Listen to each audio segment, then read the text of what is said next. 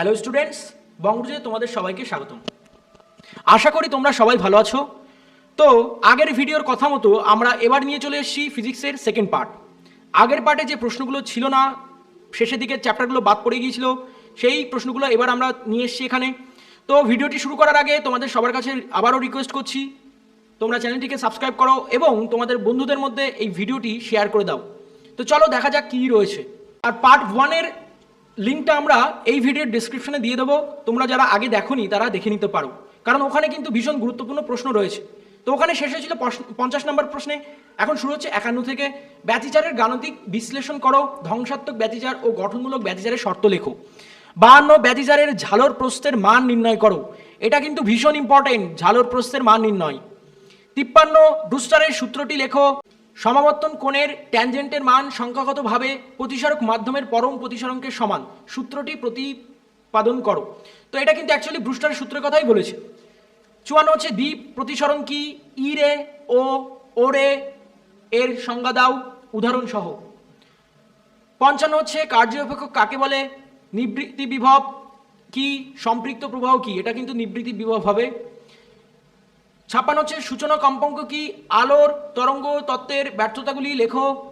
57 হচ্ছে কোয়ান্টাম তত্ত্বের সাহায্যে আলোক তড়িৎ ক্রিয়ার ব্যাখ্যা করো। আইনস্টাইনের আলোক তড়িৎ সমীকরণটি লেখো। এই আইনস্টাইনের আলোক তড়িৎ সমীকরণটি কিন্তু 1 নম্বরে তোমাদের আসতে পারে, তখন কিন্তু শুধু সমীকরণটি লিখতে হবে। এরপরে 58 হচ্ছে ডি ব্রগলির প্রকল্পের সম্পূর্ণ বিবৃতি করো। গতিশীল ইলেকট্রনের ডি ব্রগলির, এখানে বানানটা ভুল হয়েছে, একটু দেখে নিও তোমরা। ডি ব্রগলি তরঙ্গ দৈর্ঘ্যের মান নির্ণয় করো। 59 হচ্ছে বোরের কম্পাঙ্ক শর্ত ও কোয়ান্টাম শর্তটি লেখো। এই দুটির মধ্যে বোরের কোয়ান্টাম শর্ত যেটা রয়েছে খুবই ইম্পর্টেন্ট, এবার পরীক্ষা আসার মতো। এবং ডি ব্রগলি প্রকল্প থেকে বোরের কোয়ান্টাম শর্তটি প্রতিষ্ঠা করো, ভীষণ ভীষণ ইম্পর্টেন্ট এটা। 60 হচ্ছে এক্স রে কত প্রকার, নিরবিচ্ছিন্ন এক্স রে বর্ণালী কিভাবে সৃষ্টি হয়। 61 হচ্ছে মোজলের সূত্রটি লেখো, এর গুরুত্ব কি। তো এই ভিডিওটি চলাকালীন তোমাদের একটা কথা বলে রাখি, তোমরা একটু দেখে নেবে 2023 সালে কোন কোন প্রশ্ন এসছে, সেই প্রশ্নগুলো এখান থেকে অ্যাভয়েড করে যেতে পারো। হতে পারে ভীষণ ইম্পর্টেন্ট কোশ্চেন, তার কারণে এখানে ইনক্লুড করা হয়ে গেছে যে 2023 সালে যে প্রশ্নগুলো এসছে সেগুলো এখান থেকে অ্যাভয়েড করে যেতে পারো। বাকিগুলো দেখে গেলে কিন্তু এখান থেকে তোমরা কমন পাবে। 62 নিউক্লিয়াসের বন্ধন শক্তি ও ভর ত্রুটির মধ্যে সম্পর্কটি লেখো। নিউক্লিয়াসের ঘনত্বের মান ধ্রুবক নির্ণয় করো। নিউক্লিয়াসের ঘনত্বের যে মানটা হয় সেটা কিন্তু একটা কনস্ট্যান্ট মান হয়, ধ্রুবক মান হয়, সেই মানটা কিন্তু নির্ণয় করতে দিতে পারে। 63 হচ্ছে তেজস্ক্রিয় বিঘটনের সূত্রটি লেখো ও লেখচিত্রের সাহায্যে সূত্রটি প্রমাণ করো। 64 অর্ধায়ু ও বিঘটন ধ্রুবকের মধ্যে সম্পর্কটি প্রতিপাদন করো। এখানে বানানটা একটু ভুল হয়েছে, একটু দেখে নিও, প্রতিপাদন করা হবে। 65 পি টাইপ ও এন টাইপ অর্ধপরিবাহী সংজ্ঞা দাও। অর্ধ তরঙ্গ একমুখী কারক ও পূর্ণ তরঙ্গ একমুখী কারকের চিত্র অঙ্কন করো। তো এখানে তোমাদের ওখানে কিন্তু দুটো চিত্র রয়েছে, দুটো চিত্রই কিন্তু ইম্পর্টেন্ট, একটা অর্ধ তরঙ্গ একটা পূর্ণ তরঙ্গ, এই দুটোই তোমরা একে প্র্যাকটিস করবে, এটা কিন্তু আসার সম্ভাবনা রয়েছে।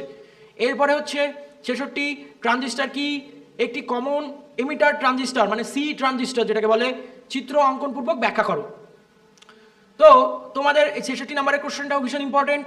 আরও একটা কথা বলে রাখি, তোমাদের ম্যাথ রিলেটেড যে প্রবলেমগুলো থাকে পরীক্ষার খাতায় যখন এই প্রবলেমগুলো আসবে, তোমরা কিন্তু এটা খেয়াল রাখবে যে সূত্রটা মনে রাখতে হবে, প্লাস যে গিভেন ডেটাগুলো থাকে এই ডেটাগুলো কিন্তু ভীষণ ইম্পর্টেন্ট। তোমরা আগে পরীক্ষার খাতায় যখন প্রশ্ন পাবে, যখন উত্তর করবে, তখন ওই যে প্রবলেমটা থাকবে তার ডেটাগুলো আগে লিখে নেবে। ডেটাগুলো আগে লিখে নিলে তবেই বুঝতে পারবে যে এখানে কোন সূত্রটা প্রয়োগ করতে হবে, এটা মাথায় রাখবে, তাহলে দেখবে সহজে অঙ্ক সলিউশন করতে পারবে। আর এরপরে হচ্ছে আমাদের প্রশ্নে রয়েছে 67 বাইনারি টু ডেসিমাল ও ডেসিমাল টু বাইনারি নির্ণয় করো। এখানে আমি এক্সাম্পল হিসেবে কিছুই দেইনি, তোমরা বুঝতেই পারছো বাইনারি টু ডেসিমাল আর ডেসিমাল টু বাইনারি মানে কি।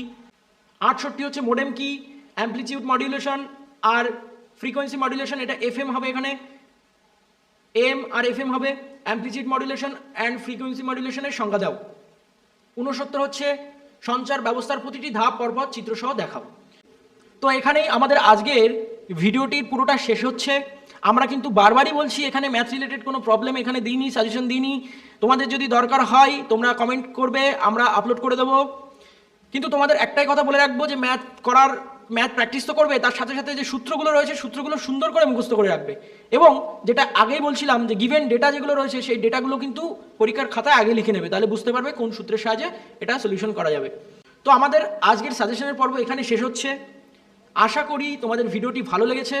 এবং তোমাদের বন্ধুদের মধ্যে ভিডিওটি শেয়ার করবে, আমাদের চ্যানেলটি সাবস্ক্রাইব করবে। আর আমাদের ভিডিওটি শেষ পর্যন্ত দেখার জন্য তোমাদের সবাইকে অসংখ্য ধন্যবাদ।